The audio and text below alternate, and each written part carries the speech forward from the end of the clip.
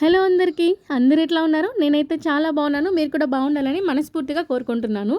పండుగలు స్టార్ట్ అయినాయి కదా! పిండి వంటలు కూడా స్టార్ట్ అయిపోయి ఉంటాయి. పిల్లల్ని నెల్లూరు వెళ్లి చేసుకుందాంరా, అక్కడ నానమ్మోళ్ళందరూ ఉంటారు కదా అంటే, లేదు ఇక్కడే కొంచెం చెయ్యి మమ్మీ, మాకు ఈ 5 డేస్ 6 డేస్ మాకు స్నాక్స్‌గా ఉంటాయి కదా అని చెప్పేసి అన్నారు. వాళ్ళ కోసం నేను కొబ్బరి వడలు చేశాననమాట. దీనికోసం ఒక కేజీ రేషన్ రైస్ తీసుకున్నాను. నైటే నానబెట్టేశాను. పొద్దున్న క్యారేజీలు పెట్టేసి పిల్లలు స్కూల్‌కి వెళ్ళిపోయిన తర్వాత, ఆయన ఆఫీస్‌కి వెళ్ళిపోయిన తర్వాత స్టార్ట్ చేసుకున్నాననమాట. నానబెట్టిన రైస్‌ని బాగా వాష్ చేసేసుకొని 3, 4 సార్లు ఇట్లా క్లాత్ వేసుకొని దాని మీద ఆరబెట్టేసుకోవాలి. మొత్తం పూర్తిగా పొడిగా ఆరబెట్టేసుకోకూడదు. లైట్‌గా చెమ్ము ఉండాలనమాట. అంటే మనకి తడిపిండి కావాలి కాబట్టి ఇవి కూడా కాస్త తడిగా ఉంటే పిండి బాగుంటుంది. ఇట్లా మనం చేతిలో పట్టుకున్నప్పుడు కాస్త చెమ్మ తగులుతుండాలి. అలా ఉన్నప్పుడు ఈ బియ్యాన్ని మనము మిక్సర్ జార్‌లో వేసుకొని గ్రైండ్ చేసుకొని జల్లించేసుకోవాలి. మామూలుగా మాకు నెల్లూరులో అయితే ఇళ్ళ పక్కల అట్లా అంతా పిండి మిల్లులు ఉంటాయి కదా! అక్కడికి పంపించేసేవాళ్ళము. ఇక్కడ ఎక్కడుంటాయో కూడా తెలీదు కాబట్టి నేనే ఇట్లా మిక్సర్ జార్‌లోకి వేసుకొని జల్లించేసుకున్నాను. పిండిని ఇలా 2, 3 సార్లు మిక్సర్ జార్‌లో వేసుకొని జల్లించేసేసుకున్నామంటే మనకి బయట పిండి మిల్లుల్లో పట్టినట్టే వచ్చేస్తది. కాకపోతే మనకి కాస్త టైమ్ టేకింగ్ ప్రాసెస్ అనమాట. ఈ కొంచెం సేపు అంటే ఈ పిండంతా జల్లించుకోవాలి కాబట్టి మనకి బయట మిల్లులకి వెళ్ళి పట్టించుకొని ఇంటికి తీసుకొచ్చుకొని అది కూడా ఒక శ్రమే. ఇంకా మనం చక్కగా ఇంట్లోనే చేసేసుకోవచ్చు. నేనైతే ఇట్లా పిండి రెడీ చేసేసుకున్నాను. చూసారా, ఇట్లా పిడి కట్టినప్పుడు మనకి పిడికిలి పట్టినప్పుడు పిండి ఇలాగా ముద్దలాగా అవ్వాలి. అప్పుడే మనకి తడిపిండి పర్ఫెక్ట్‌గా రెడీ అయిందని అర్థం అనమాట. ఈ పిండిని ఇట్లాగా బాగా అద్దేసుకొనేసి పైన మూత పెట్టేసేయాలి పిండి ఆరిపోకుండా. మామూలుగా ఈ కొబ్బరి వడలు నేను ఎక్కువగా చేయననమాట. మా అత్తయ్య చేస్తూ ఉంటారు. అరిసెలు అయిపోయిన తర్వాత కొబ్బరి వడలు చేస్తారు అత్తయ్య. లేదంటే కొబ్బరి వడలు తినాలి అనుకుంటే మురళీకృష్ణలోనో లేకపోతే అలేఖ్యలోనో మధురాలోనో తెచ్చుకొని తినేవాళ్ళం అనమాట. చాలా బాగుంటాయి, నెయ్యేసి ఉంటారు. కానీ ఈసారి ముందే నేనే చేసేసుకున్నాను. చాలా టేస్టీగా వచ్చినాయి.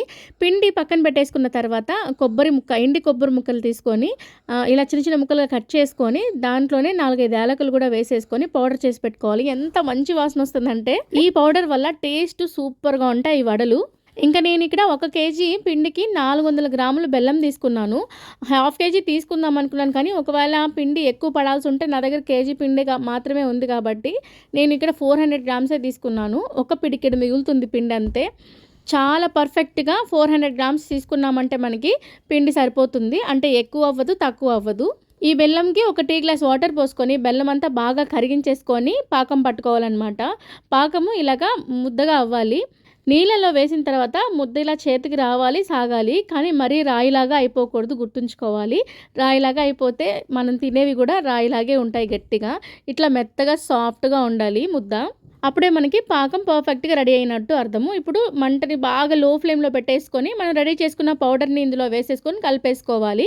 ఇంకా కావాలంటే ఈ టైంలో కాస్త నువ్వులు కూడా యాడ్ చేసుకోవచ్చు. లేకపోతే ఇంకొన్ని కొబ్బరి ముక్కలు కూడా యాడ్ చేసుకోవచ్చు. అక్కడక్కడ పొలుకుగా తగలాలి, బాగుంటుంది నోటికి అనిపిస్తే చిన్న చిన్న ముక్కలు కొబ్బరి ముక్కలు కూడా యాడ్ చేసుకోవచ్చు. నేను తీసుకున్న బెల్లం అయితే చాలా బాగుంది. పాకం బెల్లము. కలర్ చూసారా ఎంత బాగా వచ్చిందో. మనము షాప్స్‌లో ఇలాంటి రెసిపీస్ చేసుకునేటప్పుడు అంటే అరిసెలకు సంబంధించిన రెసిపీస్ లాంటివి చేసుకునేటప్పుడు పాకం బెల్లం అని చెప్పేసి తీసుకోవాలి. అప్పుడే మనకి బాగా పర్ఫెక్ట్‌గా వస్తాయి మనం ఏం చేసినా సరే ఆ బెల్లంతోటి.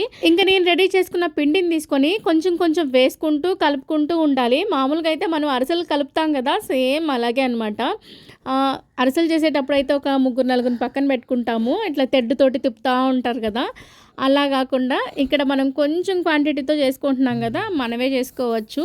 నేను ఎవరి హెల్ప్ లేకుండానే ఇట్లాగా కొంచెం పొడి నేను వేసుకుంటూ కొంచెం కొంచెం వేసుకుంటూ కలుపుకున్నాను. అయితే అత్తయ్య ఫోన్లో ప్రాసెస్ అంతా చెప్తా ఉంటే అంతా వినేసిన తర్వాత ఇది అరిసెలు కదా అత్తయ్య అన్నాను. అవునమ్మా అరిసెలే, పిండి మిగిలిపోతే లాస్ట్లో కొంచెం ఇట్లా చెక్కల్లాగా కొబ్బరి వడలాగా చేసుకుంటారు అని అనింది. అదేమ్మా నేను ఇంకా కొబ్బరి వడలకి సపరేట్గా ఉంటుందేమో అని అనుకున్నాను. అంతా ఇదే ప్రాసెస్ కదా అరిసెలకి, నేను అరిసెలు ఇలాగే చేస్తాను కదా అంటే అంతా అదే ప్రాసెస్ అని అన్నది. కాకపోతే ఏంటంటే కొబ్బరి వడలు కొన్నే చేసుకుంటారు, ఎక్కువగా చేసుకోరు. అంటే ఇప్పుడు అరిసెలు అనుకో మనం 3, 4 కేజీలు వేసుకుంటాము. ఈ కొబ్బరి వడలకి 1 కేజీ వేసుకుంటే సరిపోతుంది. అరిసెలకి ఏంటంటే ఎక్కువ మనుషులు కావాలి, ఒత్తేవాళ్ళు, వేసేవాళ్ళు, తీసేవాళ్ళు, ఇట్లా చాలా పెద్ద ప్రాసెస్సే ఉంటుంది. కొబ్బరి వడలు అనుకోండి చక్కగా చిన్న ఫ్యామిలీ ఉంటుంది కదా, కొద్దిగా 1 కేజీ వేసుకొని చేసుకోవచ్చు. పిండి చూసారా ఇక్కడ చూపించినట్లుగా ఈ కన్సిస్టెన్సీలో వచ్చిన తర్వాత కొద్దిగా నెయ్యి వేసుకోవడమో లేకపోతే ఆయిల్ వేసుకోవడమో చేసుకోవాలి పైన పిండి ఆరిపోకుండా.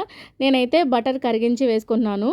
నెయ్యి పిండి పైన వేసుకున్న తర్వాత మొత్తం ఈవెన్గా స్ప్రెడ్ చేసుకొని మూత పెట్టేయాలి ఆరిపోకుండా. ఒక ఆయిల్ ప్యాకెట్ కానీ లేకపోతే మిల్క్ ప్యాకెట్ కానీ కవర్ ఉంటుంది కదా, ఆ కవర్ని ఇట్లా కట్ చేసి పెట్టుకుంటే బాగుంటుంది మనకి వేసుకోవడానికి తీసుకోవడానికి ఈ వడలు. నేనైతే ఒక ఆయిల్ ప్యాకెట్ని కట్ చేసి పెట్టినాను. లోపల ఆయిలీగా ఉంటుంది కదా, మనకి కూడా వడలు తీసుకోవడానికి ఈజీగా ఉంటుంది కాబట్టి ఇదే తీసుకున్నాను. ఇప్పుడు పిండిని కొద్ది కొద్దిగా తీసుకొని ఇట్లా అద్దేసుకొని మధ్యలో ఇట్లా హోల్ పెట్టుకోవాలి వడల్లాగా. చూడ్డానికి డోనట్స్లా అనిపించింది నాకు. ప్రిక్కీ వచ్చి స్కూల్ నుంచి మమ్మీ ఏంటి డోనట్స్ చేస్తున్నావా అని అన్నాడు, షాక్ అయిపోయి.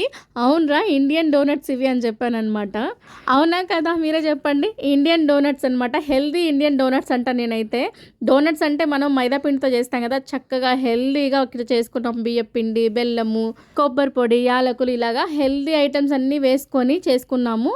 ఇండియన్ హెల్దీ డోనట్స్ రా ఇవి అని చెప్పాను. అవునా కాదా మీరు కామెంట్ చేసేయండి. ఇప్పుడు ఆయిల్ బాగా కాగిన తర్వాత మనం రెడీ చేసుకున్న ఈ వడల్ని వేసుకొని కాల్చుకోవాలి. అయితే ఇక్కడ ఒకటి వేసిన తర్వాత అది పైకి తేలిన తర్వాత ఇంకొకటి వేసుకోవాలి, లేదంటే ఒకదానికొకటి అతుక్కోపోతాయి, అస్సలు రావు. అంటే విరిగిపోయినట్టుగా చెదిరిపోయినట్టుగా అయిపోతాయి. ఒకటి వేసుకున్నాక అది పైకి తేలాక అప్పుడు ఇంకోటి వేసుకోవాలి. ప్లేస్ ఉన్నా సరే వేసుకోకూడదు అది పైకి తేలేంత వరకు. ఇది వచ్చేసి నేను అరిసెల్లో పాటించే చిట్కా అనమాట, మా అమ్మ చెప్పింది. అయితే సేమ్ ఇది అరిసెల పిండే కాబట్టి ఇవి కూడా అలాగే అయిపోతాయి. కాబట్టి మనము ఒకటి తేలిన తర్వాత ఇంకొకటి వేసుకోవాలి. వెంటనే ఇవి కలర్ చేంజ్ అయిపోతాయి. చాలా జాగ్రత్తగా కాల్చుకోవాలి. అంటే లోపల పిండిగా ఉండకుండా చూసుకొని కొంచెం మంట తగ్గించుకొని పెంచుకుంటూ కాల్చుకోవాలి.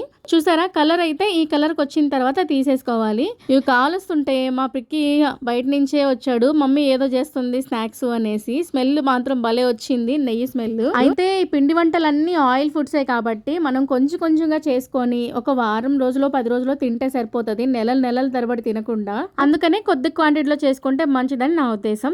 చూసారా ఎంత బాగా వచ్చాయో మన ఇండియన్ హెల్తీ డోనట్స్. టేస్ట్కి టేస్ట్, హెల్త్కి హెల్త్. ఖచ్చితంగా ట్రై చేయండి.